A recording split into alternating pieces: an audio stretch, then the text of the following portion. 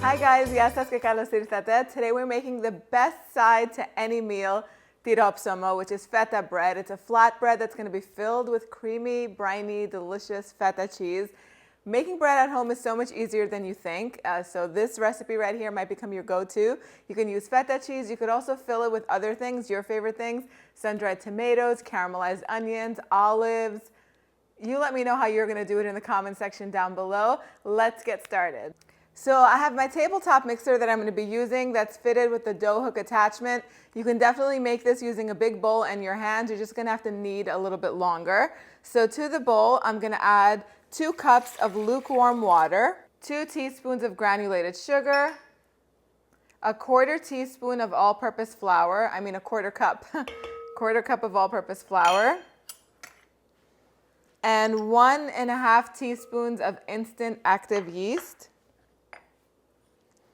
And normally I would let this sit for about 8 minutes just to make sure that the yeast is fresh and good and alive. But since I made a batch this morning, I know that this yeast is good. If you haven't used your yeast in a while, make sure you don't skip that step. Let it sit in the bowl, and once it becomes nice and foamy and a cloud appears on top of the water, that is how you know your yeast is good. If that doesn't happen, you're going to have to throw it out and start with a fresh batch of yeast. Yeast rarely goes bad, but when it does, you can't make bread with that yeast. So keep in mind, if you're using older yeast, just make sure that you check it. But since I've already used it this morning, like I said, I'm going to add the remaining ingredients to the bowl, which is a 1/4 cup of olive oil. So I have 4 cups of flour in this bowl, and to it I'm going to add 1.5 teaspoons of salt. You never add salt directly to yeast because salt does end up killing the yeast. Whisk it all together and then add all of the flour to the mixing bowl.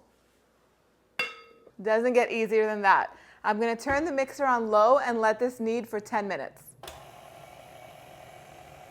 So add a little bit of olive oil to a big bowl.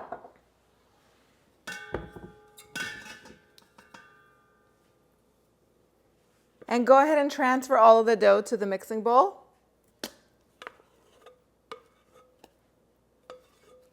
Toss it all around so it can get coated in the oil. Cover it with plastic wrap or with a clean kitchen towel.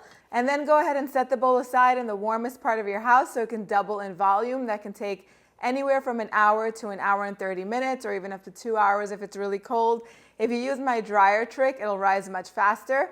Basically what you do is you run the dryer with some towels in it for about 5-10 minutes so it can get nice and hot. Turn it off, definitely turn it off, put the bowl in there, make sure the dryer stays off, and it should double in volume between 45 minutes to a little bit under an hour. So the dough should be nice and fluffy just like this and doubled up in volume. Now put a little bit of olive oil on your work surface so that way the dough doesn't stick. And go ahead and spread it out. It should spread out really easily. Now I have lots of feta cheese here. So I'm going to take the feta cheese and just crumble it into all over the top actually, leaving a little bit of a border.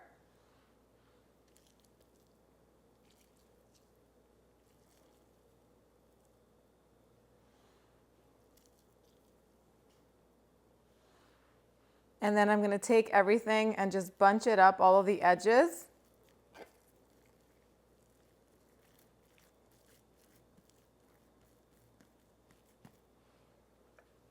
Now I have a round baking pan here, but you can definitely use a regular baking pan, a rectangular one. Put some semolina flour on top of it. If you don't have semolina, you can just leave it. Put a piece of parchment paper on top and that'll work.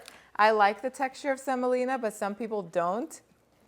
Now carefully take the dough and put it on top of the flour, the semolina, and go ahead and spread it.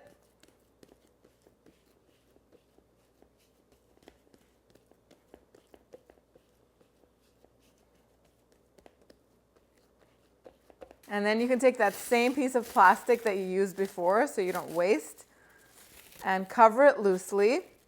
Now set this aside for about 30 or 40 minutes or until it rises and looks nice and puffy. This is not supposed to double in volume, so about 30-40 minutes in a warm spot will do the trick. In the meantime, preheat your oven to 425 degrees Fahrenheit. So this is after 30 minutes. It's nice and puffy, just the way it needs to be. Over here, I have some melted butter to it. I'm just gonna add a little bit of heavy cream, like 2 tablespoons or so.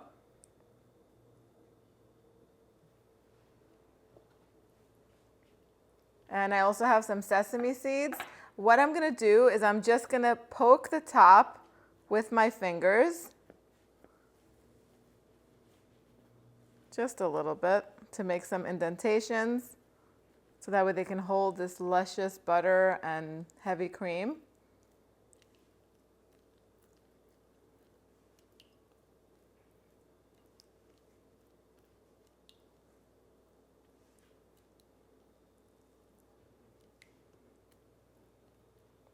I'll just go one more time to make some indentations.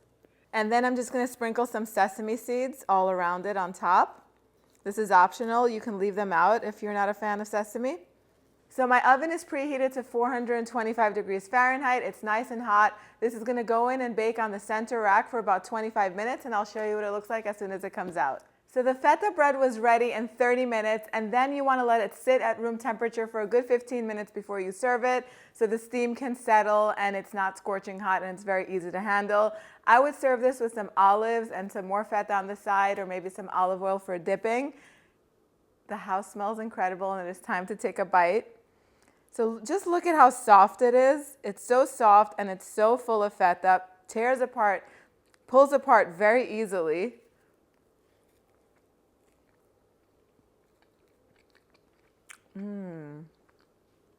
Almost tastes like tiropita. If you've ever had cheese pie in Greece, that's what it's going to remind you of. The feta is so creamy.